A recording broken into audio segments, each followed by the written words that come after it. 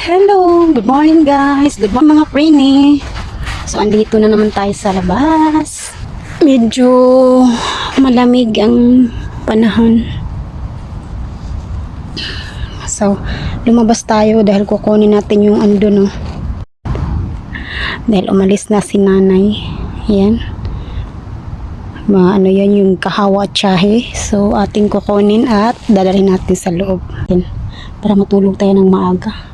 Ayan, parang successive yung ulang ayos na tulog. Lagi na lang kami yung amo ko panay tanggap na ng bisita.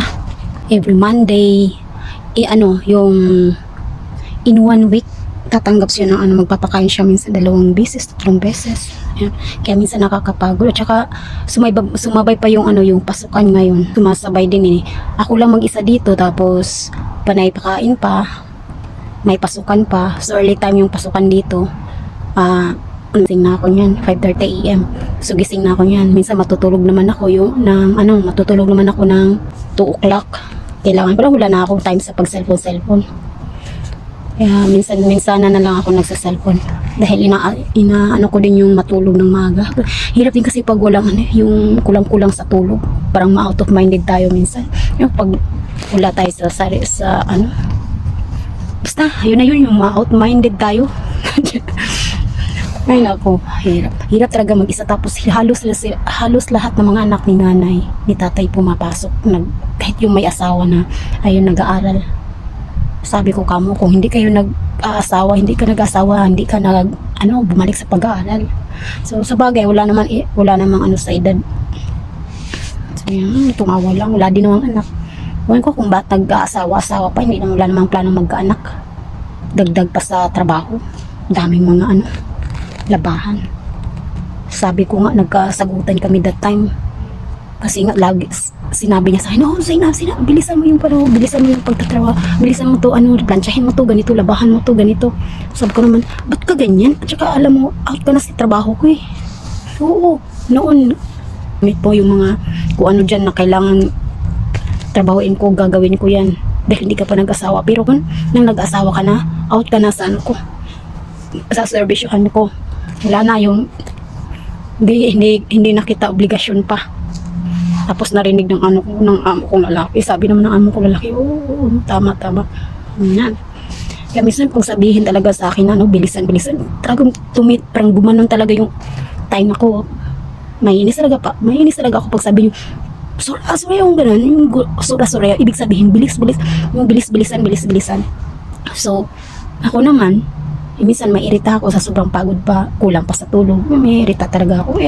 Sasagutin ko. Hindi naman porkit amo sila, wala ka ng karapatan sumagot sa kanila. Kung nasa tama ka, sumagot ka. Pero pag feeling mo naman na mali ka, oo, sumagot ka konti. Pero anuhin mo, tama or hindi, na ipagpatuloy mo o makipagtalo ka pa sa kanya. Kung mga ganyan, parang humaba na yung usapan, tapos feeling mo naman na medyo alanganin ka, wala ka sa sa tama. It's better to stop na lang para walang gulo, diba? May karapatan din naman tayo minsan sumagot, kasi lang minsan nga ako kahit basta umano lang talaga sa akin yung pagod na ako, tapos wala pa akong tulog, i-mic sila yung tulog ko. Nako, talagang magagalit ako yung pagsabihin pagbilis. Kahit ngayong amo ko, dati guys, pagsabihin ng mga amo ko na bilisan, gawin mo na. Nako, agad-agad bilisan, ginawa. Parang yung parang isang ganun lang, kilos agad. Kailangan dahil ayaw masaktan ako ngayon. Nako, pagsabihin bilis, pagsabihin gawin mo to, sabihin, mamaya na. Kailangan mo na ba ngayon? Sabihin ka na. Nako, wala na.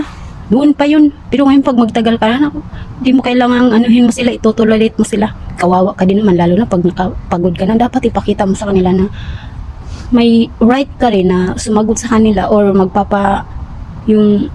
i-cover up mo din yung sarili mo para hindi sila mamimihasa.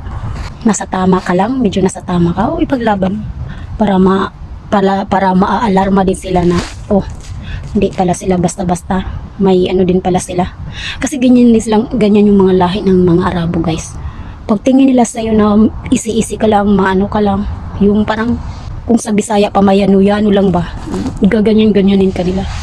O tingnan mo ngayon, dati parang ganoon ako, parang para akong pusa, para kung anong gusto nila, sinusunod ko kaagad, walang eme-eme, walang dire-diretsuhan na gagawin, kahit pagod, kahit may ginagawa pa, iwan yung ginagawa para lang pupuntahan yung iba, yung inutos na iba, iiwan talaga yung ngayon na ginagawa.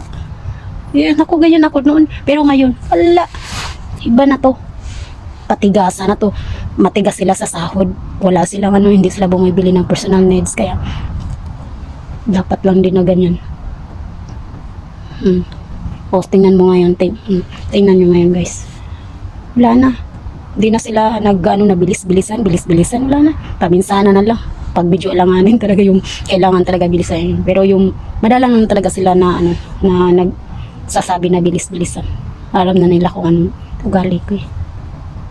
Pero pag alam na din nila, pag bad trip ako, bad mood ako, makasimahang talaga ako. Kasi pag bad mood ako, alam ng amo ko, gumaganon, gagayahin pa niyan. Kung ano ang itsura ko pag bad mood ako, gagayahin pa, nakasimangot ako, siya din nakasimangot. Kaya, yung mga baguhan, yung mga baguhan talaga, ganyan talaga guys. Kasi experience ko talaga yan eh, bago pa lang. Ride on lahat, gagawin lahat, walang eme-eme, diretsuhan, kukunin, gagawin, aayusin pagtrabaho, kailangan walang dumi, kailangan malinis talaga, kailangan walang kalat-kalat, ganyan talaga pag bago pa. Pag magtagalan ako, patigasan ng ulo guys. Wala na. Tsaka natatakot din sila, iwan-iwan sila. Lalo na pag feeling nila na, ganyan, ganyan ka minsan, pero pag feeling nila na, medyo mabait ka din naman. Parang nag-ano din sila sa'yo. Nagki-care din sila.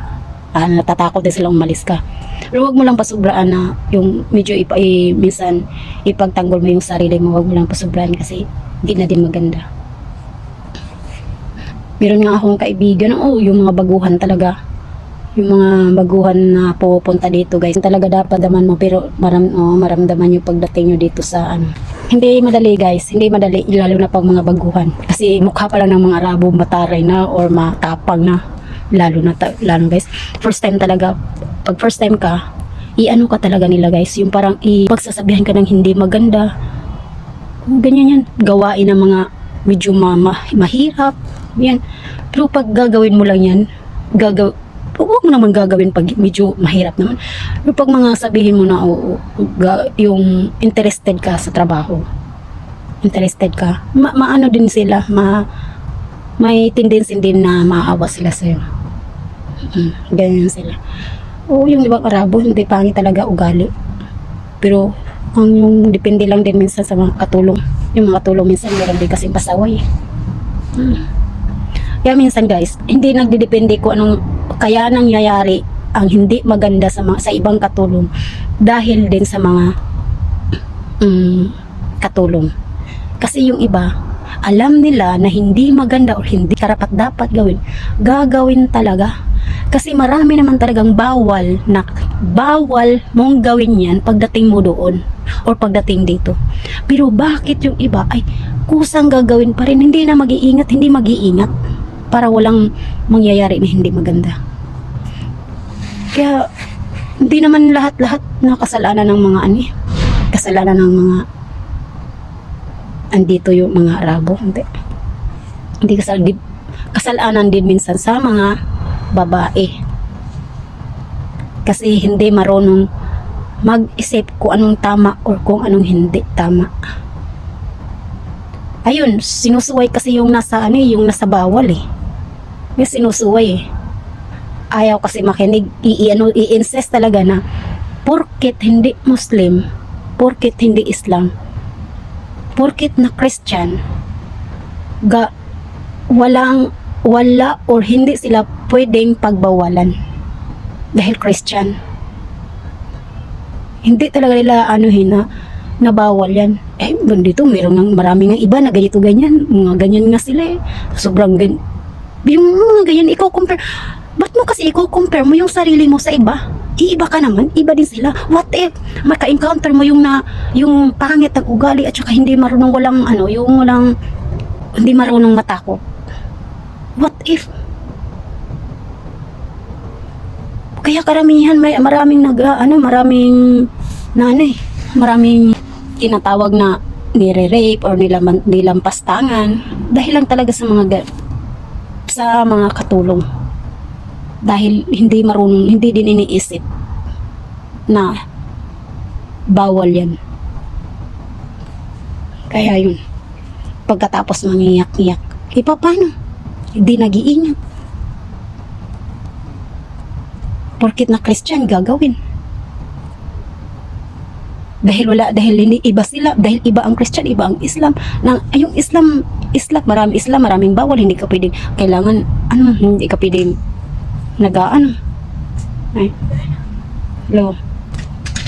hindi ka pwedeng, hindi nag-hijab, hindi, marami talagang bawal. Maraming bawal. So ngayon, dahil i-insist mo na Christian ka, kaya pwede mong gawin yan at i-compare mo yung sarili mo sa iba. Ayan, ganyan ang mangyayari. Pag time will come na maka-encounter ka ng lalaki or pangit yung may pag-iisip na ewan. So yun. Yan nilalampas tama.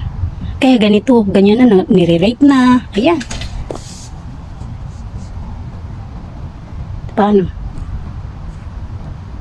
Kung anong gusto ginagawa, hindi iniingatan yung sarili. Kaya sana naman, yung mga may planong pumupunta dito sa bansang Arabia, sa mga ganitong mga Middle East, iingatan nyo naman sarili nyo. Magsuot kayo ng tama lang. Kahit Christian pa kayo. Huwag nyo ikumpara yung sarili nyo sa Pilipinas, sa lugar natin. Huwag mong i-insist na porket Christian ka, okay lang nagagawin mo yan. Okay lang nasuotin mo yung ganyan. Na ang sobrang iksi-iksi. Paano ka irespeto? Yung mga Arabo, iba yan sila. Lalo na pag, walang pera lang sa mga mabait. Pero mayroon talagang, syempre sila, madalang lang yung nakahawak ng mga kamay, madalang lang yung nakakita ng mga ganyan. Kasi sila, yung sensitive sila. Kaya pag makasama mo yung mga ganyan, doble ingat ka talaga. Kung pwede lang, magsuot ka ng mga malalaking damit. Yeah. At saka yung pag-hijab, hindi porkit na Christian ka, hindi ka pwedeng mag-hijab. Pag dito ka. Kailangan mong pwede pa din yung mag-hijab kahit hindi ka Islam. For the sake sa sarili mo.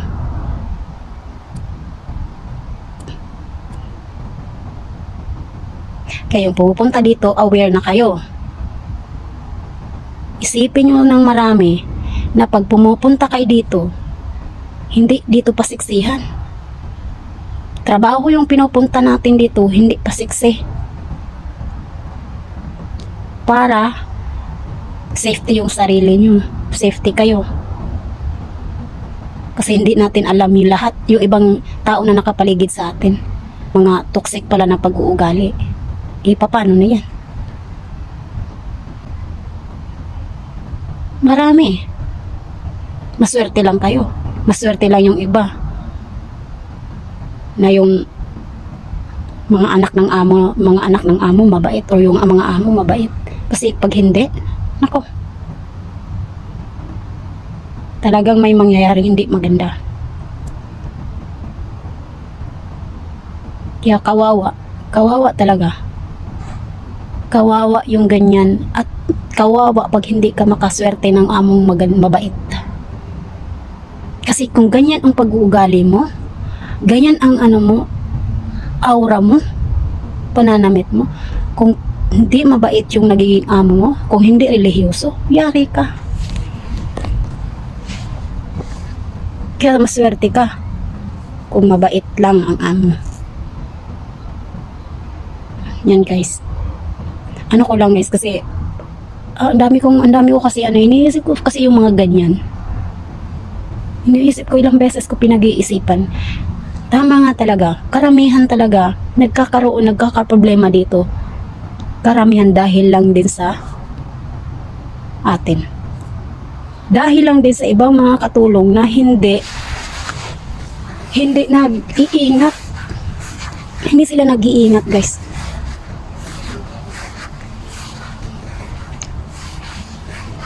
Hindi, porque dito, yung ano, kagaya nitong quit. Oo, open country na to. Open country na to. Marami na din marami nang, nagsusuot ng medyo, hindi, parang pang Pilipinas lang din. Yun nga lang, okay lang. Okay lang naman. Basta maswerte ka sa may employer o alaga mo. Kasi, hindi ka talaga gagalawin. Pero pag hindi ka maswerte, sorry ka. Kagaya sa amin dito, maswerte lang kami. Sobrang swerte namin dahil mga alaga namin, amo namin, sobrang bait. Mga alaga namin, guys. Bait sila, guys. Hindi sila kagaya sa iba ng mga ano. Basta depende lang talaga. Depende lang yan sa'yo.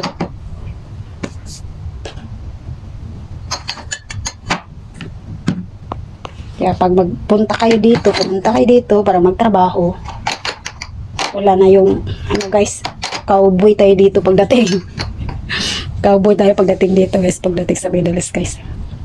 Kung gusto niyo yung mga ganyan, punta kayo sa Asian country. Ayan, pwede kayo magsusuot ng mga ganyan, mag-YouTube pa kayo doon. Walang nag-a-against sa inyo doon. Dito kasi ano, iba kasi dito. Tsaka yung karamihan dito mga babae, lalo ng mga babae, guys. Nag-ano sila pag makita kanila na sobrang yung mga asawa ng mga Arabo, guys, o yung medyo minsan magsiselos yun. Kaya minsan din karamihan yung mga asawa nag-ano talaga sila sa katulong. Yung parang inaano din nila yung sinasayko nila, or minsan nga hindi ka ititreat ng maayos. Sila magselosa sila, guys, selosa. Naano ko talaga yan, yung relate ako niyan, guys, relate ako. Dahil that time din inihid to foot pa ako ng amo kong babae. Hindi pa kami close noon. Hindi pa kami close dati ng amo kong babae. Tsaka pag video lumapit yung amo kong lalaki, tapos parang syempre yung pagdeliver niya sa pagsalita niya medyo maayos, tapos yung basta may something talaga na discover ko sa amo kong babae. So doon ko siya, dahil na feel ko yan, na ganyan yung ano niya sa akin, parang nagsiselos. Doon ko unti-unti kinuha ko yung loob niya, guys. Kinuha ko yung loob niya, inaano ko siya, yung nilalambing ko na siya. Basta yung mapamahal, magiging okay din siya sa akin. Tapos, ayun, sinabi ko din sa kanya, sabi ko, kung magiging maayos man yung pagtitrate ko sa inyo, sa mga anak mo, makipagbiruan ako, or basta makipagbiruan lang ako, or makipagkwentuhan, makipag-usap ako. Huwag mong sa amo kong lalaki, huwag mong bigyan ng hindi maganda. Huwag mong bigyan ng malicious, dahil hindi ako ganun. Ang pag-treat ko sa mga anak mo, ang pag-treat ko sa mga anak mo, at saka sa papa ko, o sa asawa mo, parang magulang ko na lang, at saka yung mga anak mo, para ko na lang mga kapatid. Kaya, parang napapaano siya, parang, napaisip siya. Pero talaga, as in, talaga sinabi ko yan sa amo ko na ganun. Dahil ayoko nang dumating sa punto na mag-iisip siya, or parang may kaba siya, or parang may ano siya sa akin na baka ganito ako, baka ganyan ako. Kaya inunahan ako na siya.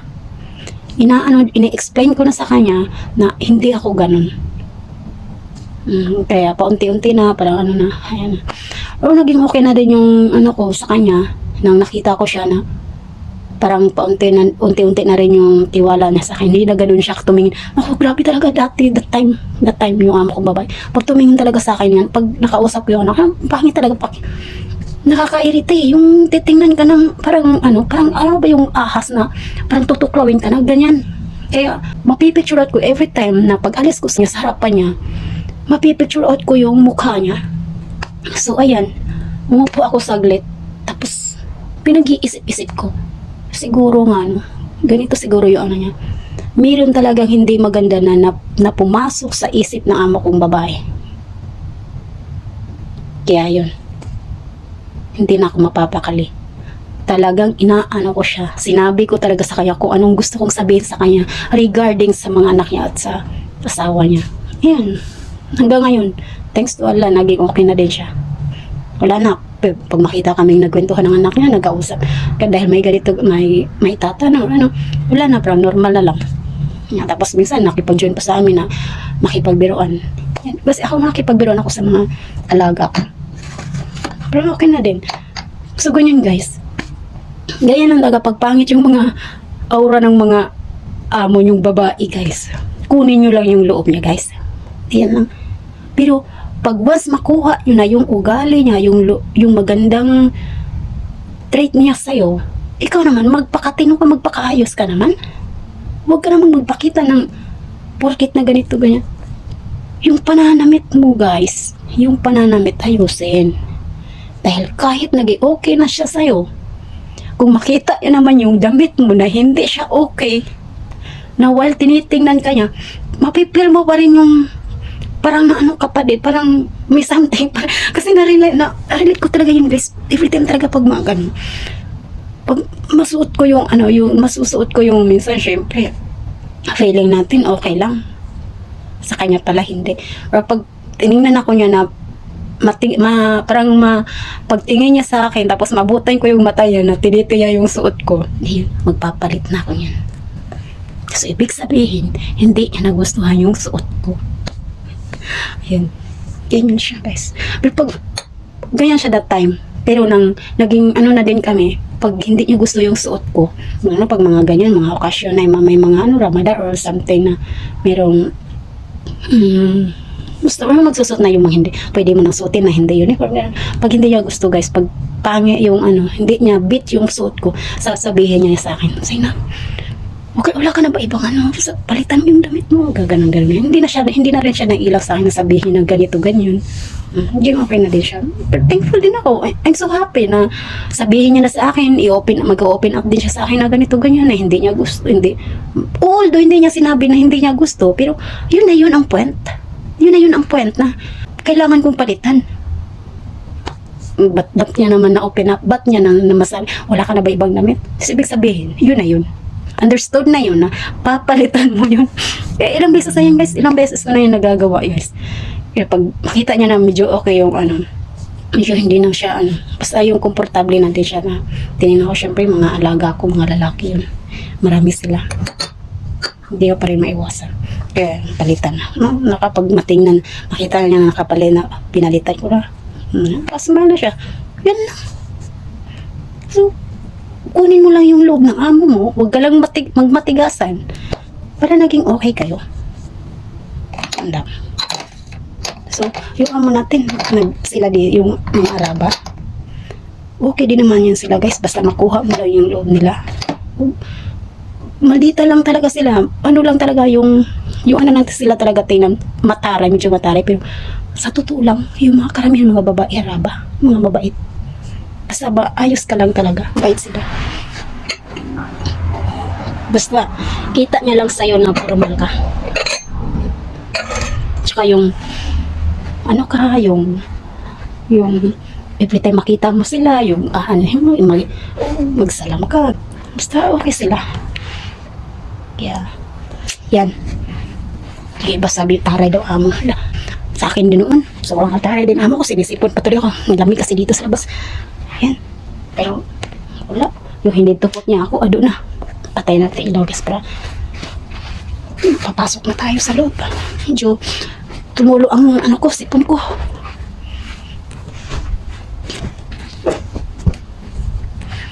Yan guys. Wala yung kinuha ko lang to guys. Yan. Ganito talaga buhay ng amo kong babae. Pag ganito, pag medyo gumabi na, yan, kailangan gagawin mo agad ng tsahe, nakaprepare na yung mga inumin niya, cook, hawa, tsahe, yun lang talaga ang niya, life niya.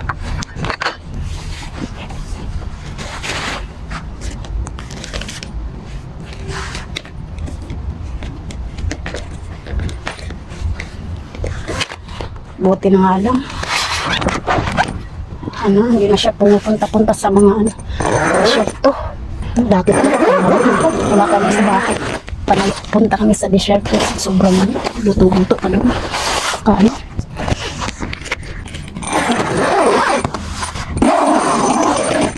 Okay.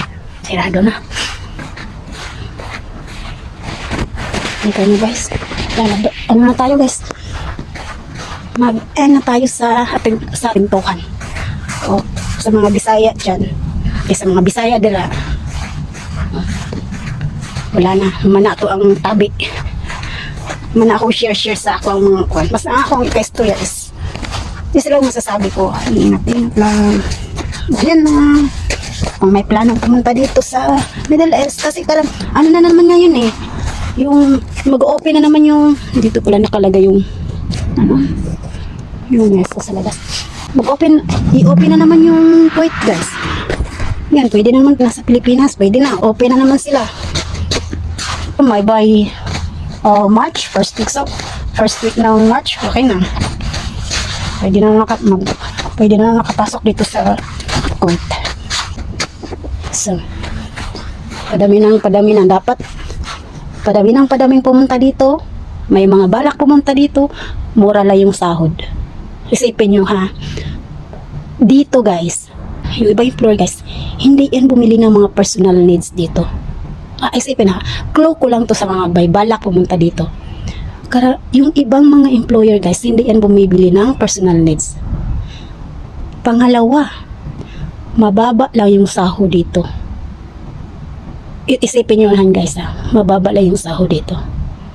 Oo, kahit mababa, ang pagpapunta dito, hindi ka magastos. Dahil, ano to, yung employer mo ang agency mo ang gagastos. Agency mo, kasi may kung ano din magbabayad yung employer mo. Ganun. So, wala pang mga employer, of course, agency. Pero yung mga direct hiring, yung employer yung magpapadala. Bibigay lang madiretso na. So alam nyo pag direct employer, alam nyo na kung sinong amo nyo, mabait ba or hindi, kasi nire-recommend kayo ng iba or kakilala nyo, yun mura lang ha. Isipin nyo guys, strict pa dito. Pagdating dito strict, karamihan mga strict yung mga amo. Pangatlo na. Pang-apat, yung tulog dito guys is maiksi lang. Maraming trabaho. Kahit trabaho pa lalaki, kung pwede gagawin mo yan. Hindi ka pwedeng bumawal, hindi ka pwedeng, kasi lalo na pag wala kayong boy, wala kayong kasamang boy, gagawin mo talaga yan. Kasi dito malalaki yung bahay. Malalaki yung bahay dito guys. Yung mga bintana, meron pang iba yung bintana pinapapunasan yan guys. Oh, merong iba, buti na nga lang ako, dito lang ako mapupunas. Meron pa rin ganun eh. Oh. Pang-apat, madalang na yung nagbibigay ng day off. Oh, madalang lang yung nagbibigay dito ng day off. Yeah, pag-isipan nyo ng maigi guys. I-ano nyo guys, yung plano nyo. Kasi kung ako sa inyo, pupunta kayo sa Asian country or sa Hong Kong or sa lugar ba na kagaya o yung mga Malaysia, pareha lang ng sahod dyan. Yung mga pareha lang. $400. Dito $400. Imagine mo guys ha, ako mag 5 years na ako dito, pero yung sahod ko 130 KD lang. Yan. Mura lang. Pero i-convert mo sa pera ng Pilipinas, mura lang yan guys. Pero pag doon ka sa di bali hiram-hiram ka ng pera sa mga Asian country. Pag doon ka, doon guys, yung maliit pa yung mga bahay, yung kung anong nakalagay sa contract, yun talaga guys, yun talaga ang makalagay guys, yun talaga ang gagawin. Masunod sila sa nakalagay sa contract guys. Hindi kagaya dito, hinaano yung kontrata, hindi sinusunod. Tinuis nila gituis nila ang balaod ang nasa kontrak. Ang pangit. Siya na. Sige na. Bye-bye. Yan. Bye-bye guys.